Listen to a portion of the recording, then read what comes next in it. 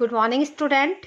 आज मैं आपके लिए लेकर आई हूँ कक्षा 12 हिंदी वितान, जो आपकी पूरक पुस्तक है उसका जो सेकंड चैप्टर है जूझ, जिसके लेखक हैं आनंद यादव। तो उस जूझ पाठ के मैं आपके लिए प्रश्न उत्तर लेके आई हूँ। वीडियो शुरू करने से पहले बच्चों मैं एक बात कहना चाहती हूँ कि आप मेरे चैनल में अगर नए हो तो मेरे चैनल को लाइक करें, शेयर करें और सब्सक्राइब करें, ताकि मेरी आने वाली जो वीडियोस हैं उसकी अपडेट है जो आप तक सबसे पहले पहुँचे। इसके लिए आप मेरे चैनल को लाइक करें, शेयर करें और सब्सक्राइब जरूर करें। बच्चों, आप वीडियो तो देखते हो, ना ही आप लाइक करते हो, ना ही शेयर करते हो, ना ही सब्सक्राइब करते हो और ना ही कोई कमेंट करते हो। तो मुझे कैसे पता चलेगा कि मेरी वीडियोज़ आपको कैसी लगी और आप उससे लाभ ले रहे हो या नहीं ले रहे हो। तो अगर आप मेरे चैनल को लाइक, शेयर और सब्सक्राइब करोगे तो मुझे अप्रिसिएट मिलेगा और मुझे बहुत अच्छा लगेगा। ठीक है, तो चलिए बढ़ते हैं पाठ की ओर। जूझ शीर्षक के औचित्य पर विचार करते हुए यह स्पष्ट करें कि क्या यह शीर्षक कथानायक की किसी केंद्रीय चारित्रिक विशेषता को उजागर करता है। तो उसका आंसर देखिए, इस प्रकार है। कथानायक जीवन भर विपरीत परिस्थितियों से जूझता रहा है। पिता के कड़क व रूखे स्वभाव के कारण वह पाठशाला जाने में असमर्थ था, किंतु उसने अपनी मां के साथ मिलकर ऐसी योजना बनाई जिसके कारण वह पाठशाला भी गया और एक शिक्षित व्यक्ति भी बना। उसके जीवन के संघर्ष में अपना आत्मविश्वास कभी नहीं खोया। उसने, यहाँ पर आएगा उसने जीवन में, मैं करेक्शन कर देती हूँ।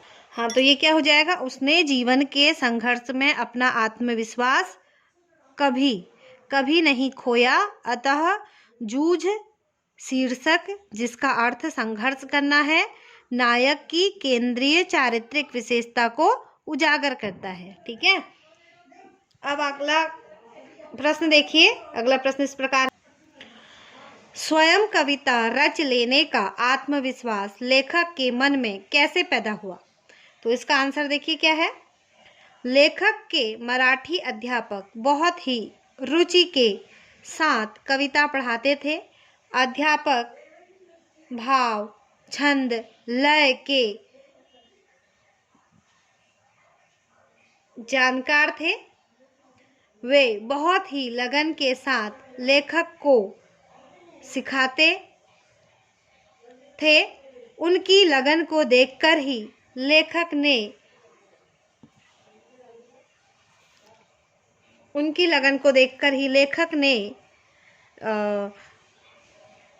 भी कविता लिखना शुरू किया।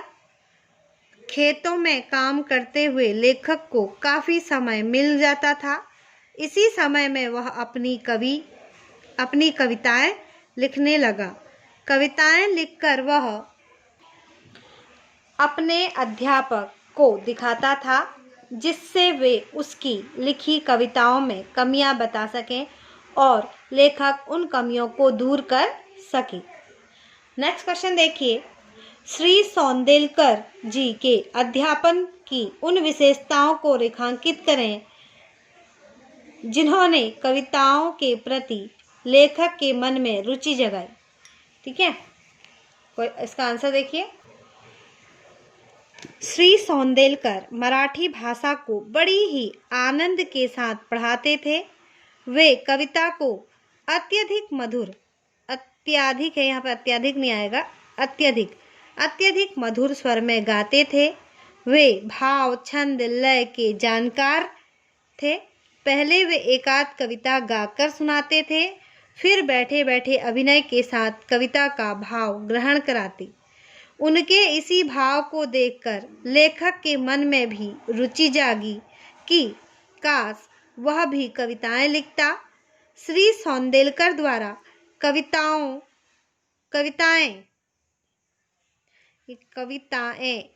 ओ नहीं होगा यहाँ पर, कविताएं पढ़ाने के ढंग से ही लेखक के मन में कविताएं लिखने की इच्छा जागृत हुई। ठीक है, तो यहाँ तक उम्मीद है बच्चों, यहाँ तक आपको समझ में आया होगा। अब इससे आगे देखिए क्या है। नेक्स्ट क्वेश्चन,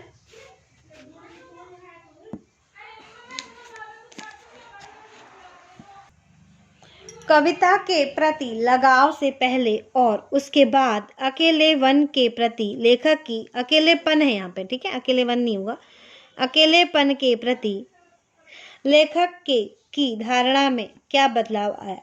तो इसका आंसर इस प्रकार है, देखिए, जब तक लेखक के जीवन में कविता के प्रति लगाव उत्पन्न नहीं हुआ था तब तक उसे अकेलापन सताता था। उसे अपने जीवन में उसे अपने जीवन से विशेष मोह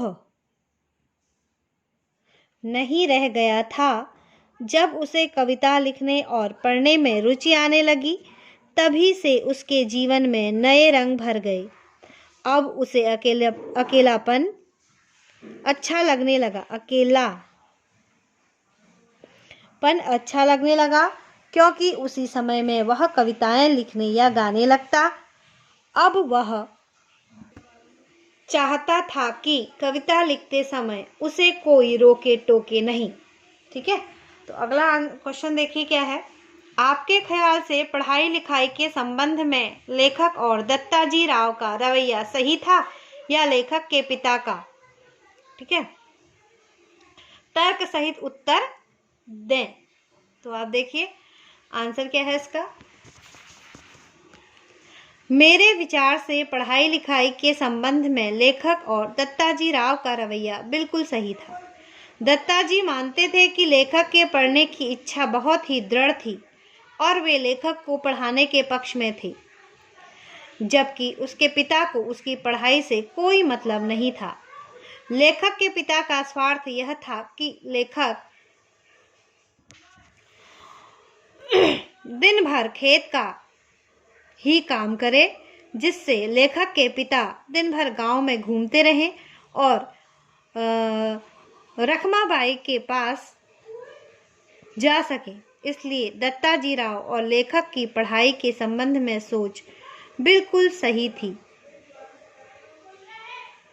दत्ताजी राव और लेखक की पढ़ाई के संबंध में जो सोच थी वह बिल्कुल सही थी। ठीक है, नेक्स्ट क्वेश्चन देखिए बच्चों। दत्ताजी राव से पिता पर दबाव डलवाने के लिए लेखक और उसकी मां को एक झूठ का सहारा लेना पड़ा। यदि झूठ का सहारा न लेना पड़ता तो आगे का घटनाक्रम क्या होता? यहाँ पर आएगा कि अनुमान लगाएं, आगे का घटनाक्रम क्या होता या होता, अनुमान लगाएं। तो उसका आंसर देखिए इस प्रकार है। यदि लेखक और उसकी मां झूठ का सहारा न लेते तो लेखक के पिता जीवन भर लेखक से खेती का ही काम करवाते और खुद गांव भर में घूमते रहते एवं रखमाबाई के पास सारा दिन गुजारते।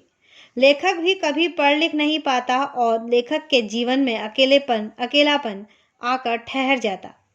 लेखक कभी कविताएं लिखना भी नहीं सीख पाता और शिक्षित होने से भी वंचित रह जाता। ठीक है, उम्मीद है बच्चों आपको ये प्रश्न उत्तर ठीक लगे होंगे और आपने इनसे लाभ उठाया होगा। ऐसे ही मैं आपके लिए आगे भी लेकर आऊँगी पाठ के प्रश्न उत्तर। इससे पहले मेरी एक बात आप ध्यान से सुने। अगर आपको किसी भी अन्य पाठ के प्रश्न के उत्तर पहले चाहिए तो आप मुझे कमेंट करके बता सकते हैं, तो मैं आपके लिए उसी पाठ के प्रश्न उत्तर सबसे पहले लेके आऊँगी जो आपको पहले चाहिए।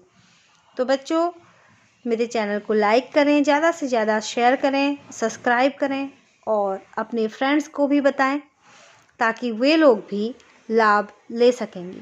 ठीक है, तो इस प्रकार हमारा जो ये आज का चैप्टर था, प्रश्न उत्तर थे जो आज के, उम्मीद है आपको अच्छे लगे होंगे और आपके समझ में भी आए। बच्चों में इसी तरह के जो प्रश्न उत्तर होंगे आपके लिए वो हमेशा प्रोवाइड कराते रहूँगी। बहुत ही आसान भाषा में ये प्रश्न उत्तर हैं और आपके जो परीक्षा में हैं इसी प्रकार के प्रश्न उत्तर आते हैं।